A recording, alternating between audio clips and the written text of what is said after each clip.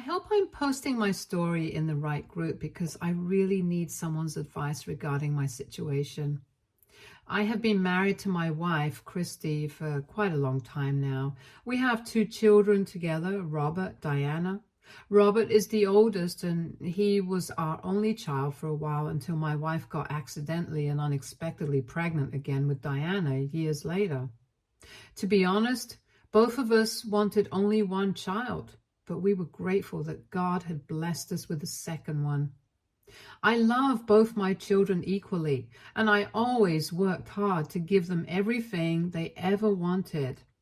When my wife and I had Robert, we were just 2 years into our marriage, and I was beyond excited to meet my little buddy. I still remember the day he was born. My hands were shaking as I held him in my arms for the first time.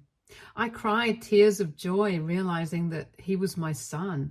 The first few months after giving birth, Chrissy was in and out of hospitals a lot because of her health issues, so I spent a lot of time taking care of Robert on my own. Whenever Chrissy was home, I wanted her to rest as much as possible so I would never burden her with any childcare duties. Luckily for me, I own my own company, so I could do most of my meetings from home, which helped me be a full-time parent to my son while my wife recovered. Now, because Robert and I spent so much time together during his childhood, he was always close to me. I was there when he took his first steps and when he fell off his bike while learning to ride. I taught him to play basketball, and we would spend every Sunday afternoon practicing or shooting hoops. He would snuggle up to me on the couch as we watched movies together every night. I knew he felt much closer to me than he was with Christy, since my wife would sometimes complain about it. Mind you, my son was never disrespectful to his mother, but he also never spent a lot of time with her. This was mostly her fault because she never spent any one-on-one time with our son. Whenever I encouraged her to take him out for ice cream or for a drive so that they could talk, she always seemed unsure about how to connect with him and would then ask me to accompany them as well. I am sure Robert must have felt the gap with his mother, but he never told me anything about it.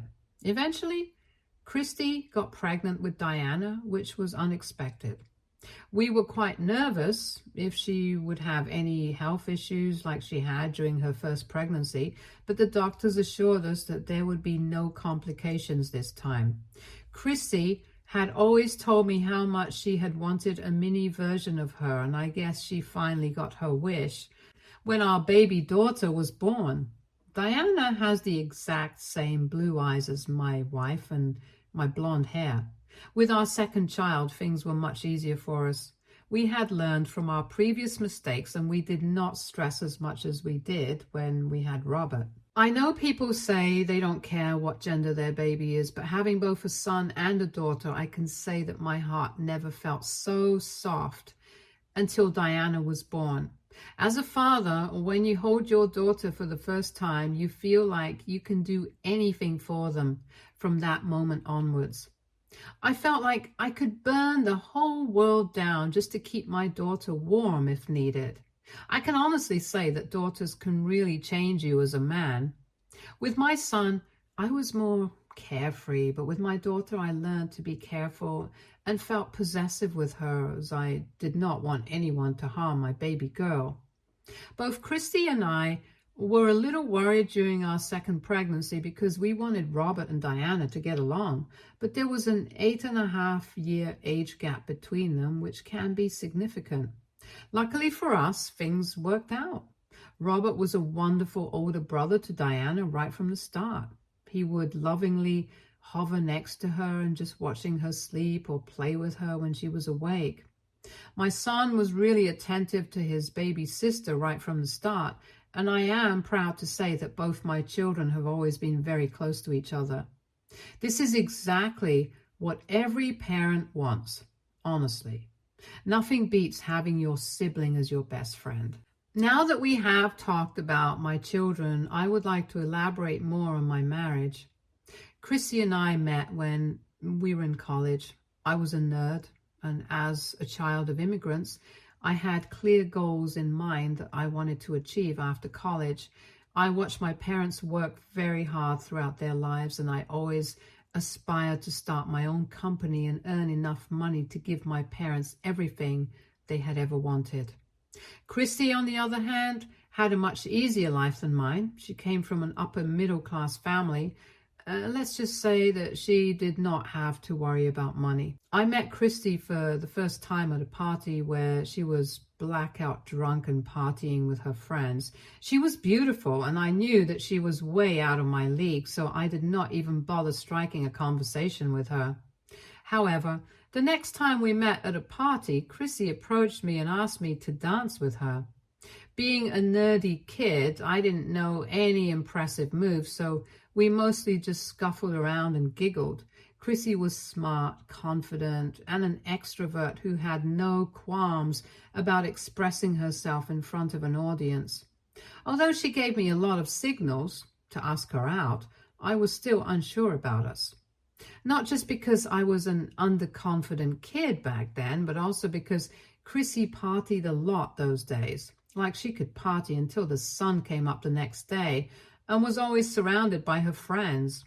I have always been the sort of guy who doesn't go around dating for fun, so I decided to not ask her out, as I knew it would be a waste of time for both of us. However, Chrissy isn't someone who can easily be ignored, and she never backs down. After the fourth or fifth time we met at a party, she finally confronted me about why I didn't want to go out with her. I told her the truth, which she did not like at all. She told me I needed to loosen up and enjoy college life instead of wasting my days in the library. There was something about her that resonated with me. She made valid points about living life one day at a time. Recognizing our mutual attraction, I finally asked her out, and the rest is history. Christy and I have faced issues with her drinking problem, but we've never broken up. To be completely transparent for the sake of the story, my wife changes into a different person when she is completely drunk. Initially, with a few drinks, she remains her sweet self, but after 5 or 6 drinks, she becomes very nasty to the people around her. In college, people even called her Miss Jacqueline Hyde for fun because it was like she had a completely different personality. I remember the first time I saw her other side was when we were all at a bar for the first time. We had all turned 21 that year and wanted to celebrate at this cheap bar that offered 25% off drinks between 4 to 5 p.m. Everyone was having a good time. Chrissy got very drunk and went to the restroom to pee. On her way back, she bumped into a server who accidentally spilled drinks on her dress. We witnessed the entire incident, and I rushed over to help my girlfriend, but before I could even reach her, Chrissy started screaming and pulling the server's hair. I was stunned by the whole thing as I watched my girlfriend publicly embarrass herself by shouting cuss words at the poor server, who looked horrified and kept apologizing. In the end, the manager asked us to leave because Chrissy wouldn't stop causing a scene. I did my best to calm her down, but her friends kept blindly encouraging her and escalating the situation, even when she was clearly in the wrong. When the manager attempted to remove us, her friends refused to leave and started threatening him loudly. One of them even smashed a glass on the floor, which was scary. I quickly realized if this continued, the manager would involve the police. I'd never been in trouble before and wasn't about to start that night, so I settled mine and Chrissy's bills separately with the manager and got ready to leave. Despite my efforts to reason with Chrissy to leave with me, she insisted she was right and refused to leave until the server paid for her dry cleaning due to the spilled drink on her dress. Fortunately, I left in time because shortly afterwards the police were called and the entire group was arrested. They had to call their parents to bail them out. Everyone was understandably upset with me for weaseling my way out of the situation. Some even texted me calling me disloyal and saying they didn't want to invite me to their parties anymore. Honestly, I was okay with that because I didn't want to be associated with people who got into legal trouble. However, Chrissy was not happy with how things unfolded. She wanted me to apologize to her friends and kept insisting that we should support each other and stick together in such situations. I explained firmly that unlike her family, my parents wouldn't forgive such behavior. They would be furious if I ever needed them to bail me out of jail. Chrissy struggled to understand this because of her different upbringing. Eventually, she had to accept that I wasn't going to mend things with her friends, and if she wanted to spend time with them, I wouldn't be joining her. This is exactly what happened since that incident. I never showed any interest in hanging out with her friends and did not attend any of their parties, even if Chrissy wanted me to come.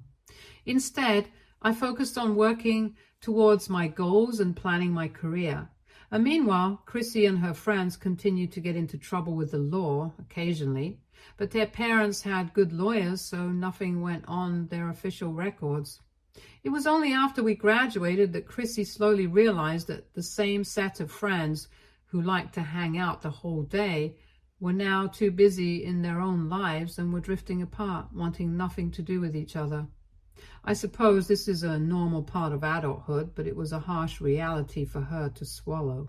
Hence, when it was time for me to move away, also, as I had secured a job in another city, she made a decision to move in with me. I never expected us to move in so soon after college, but Chrissy was insistent that she would be an ideal roommate. She told me that moving in with me would help her focus on finding a job and being more serious about her future. However, in the first 6 months of living together, it was a struggle for me to pay both our bills and rent, as she didn't contribute financially. The only thing I asked her to do was cook, but even that seemed like too much for her. She would spend hours sitting on the sofa watching TikTok, and whenever I encouraged her to go out to the park or to the gym, she would talk about feeling depressed. It was only after I sat down and talked with her about the financial strain I was under that Chrissy finally understood the extent of my responsibilities.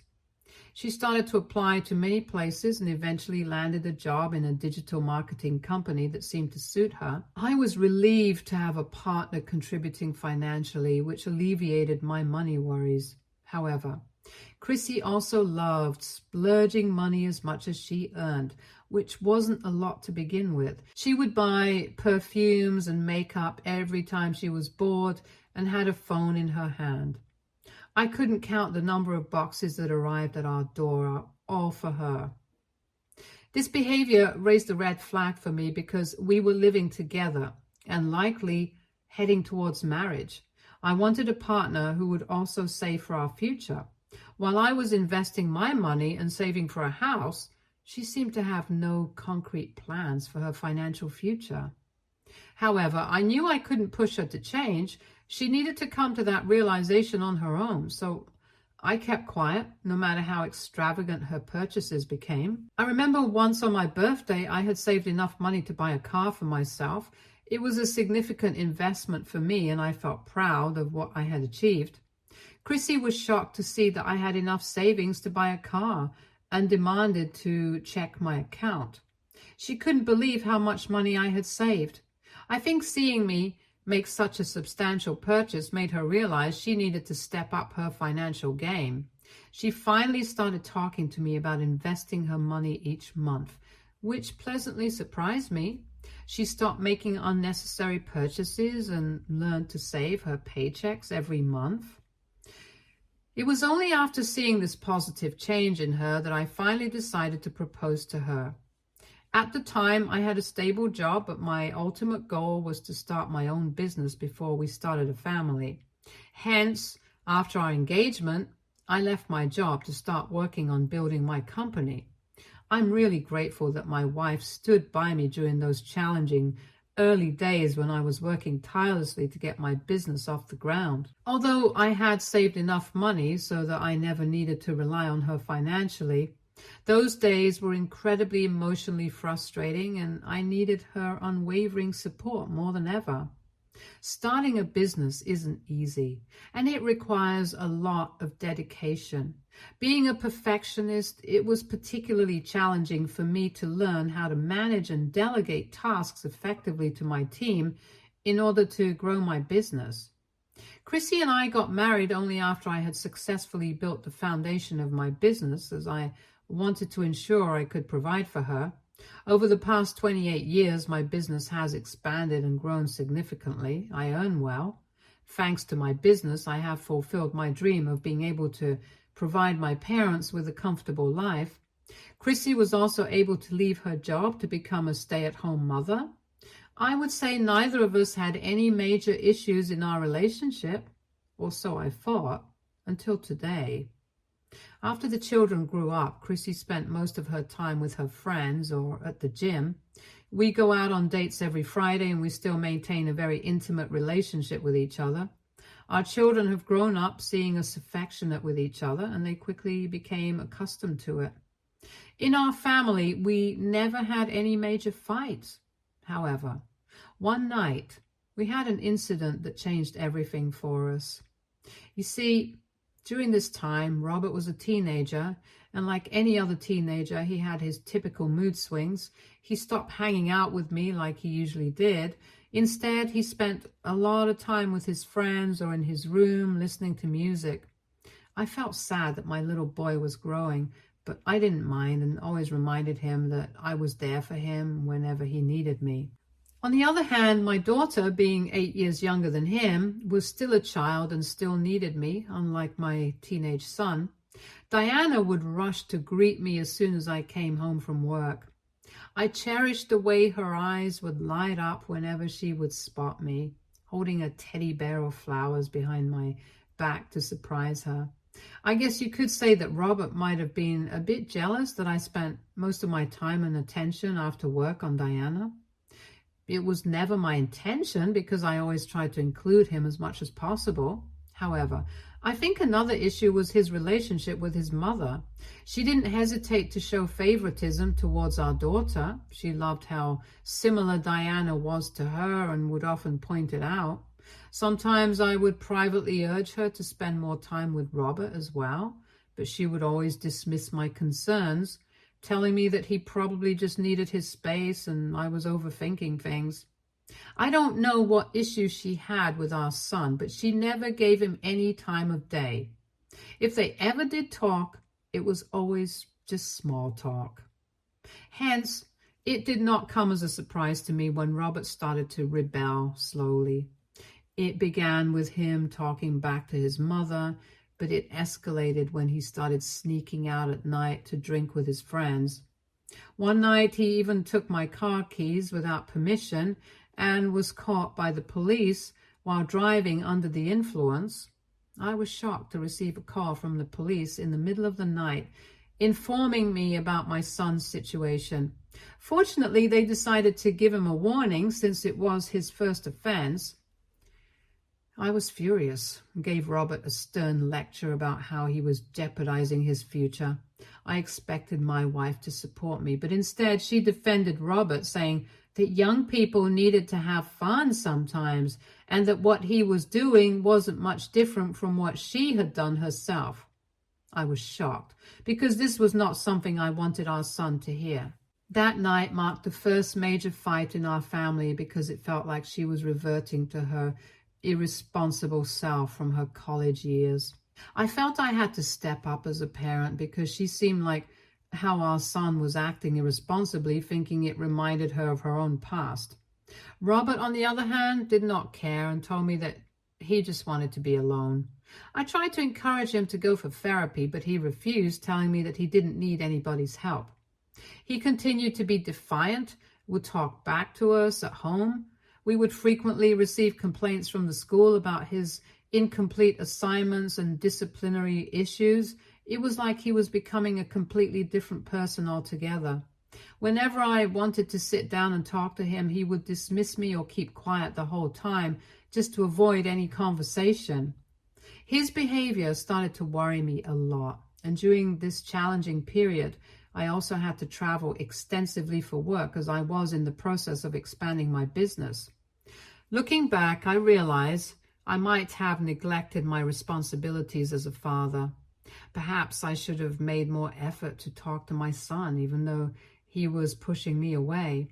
I wish I could have held on to my son and taken away whatever it was that was troubling him.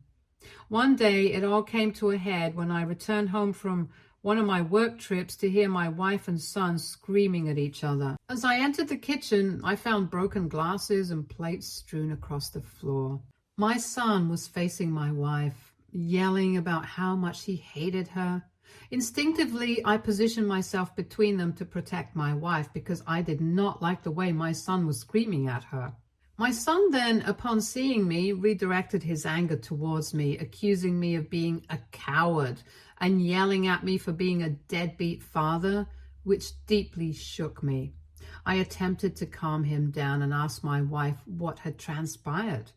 But he continued shouting, insisting that our marriage was a sham and accusing us of lying to him his entire life.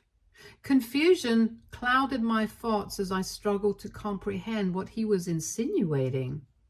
My wife sternly intervened, reprimanding him for discussing our marriage and reminding him that he was too young to make such accusations.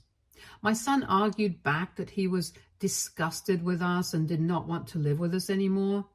I was at a loss to understand what could have triggered such a reaction. But he refused to explain himself. Frustrated by his behavior, I demanded that he apologize to his mother for the hurtful names he called her. But he scoffed at me and adamantly refused. He insisted he meant every word and expressed how sick he was of pretending that we were a perfect family. I tried to reason with him, reminding him that no family is flawless and that name-calling wouldn't solve anything. However, he lashed out and started to blame me for everything and even claimed that I didn't deserve to have children. His words cut deep, and I was taken aback by what he had spoken. In a fit of anger, I did the unthinkable. I slapped my son. I deeply regretted my actions the moment my hand connected with his cheek. The room fell silent as shock registered on everyone's faces. My son staggered back, clutching his cheek in disbelief, while my wife gasped audibly, her eyes wide with horror. I had never laid a hand on my children before, and the realization of what I had done hit me like a ton of bricks. Guilt and shame flooded over me as I stepped back, unable to comprehend my own behavior. My son's stunned expression turned into a mix of anger and hurt, and I could see tears welling up in his eyes. Without a word, he ran upstairs, leaving my wife and me standing in stunned silence.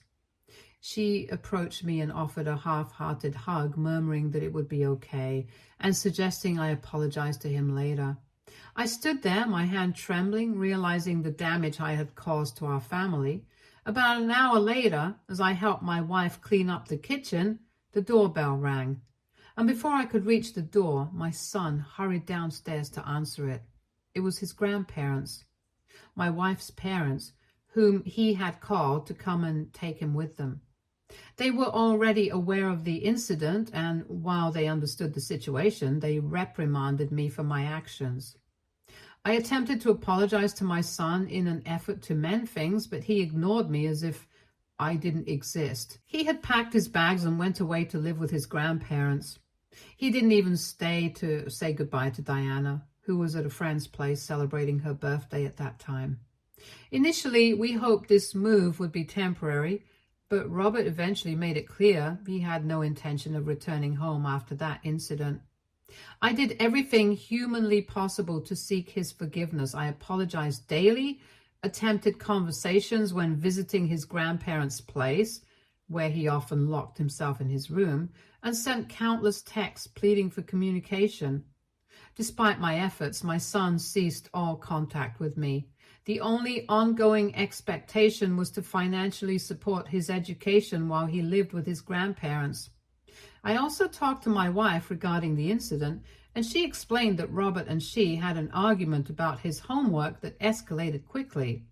At that moment, I had no reason to doubt her account, especially considering Robert's previous behavioral patterns. For a long time, I believed that my son's apparent hatred and abandonment was solely because of that one incident.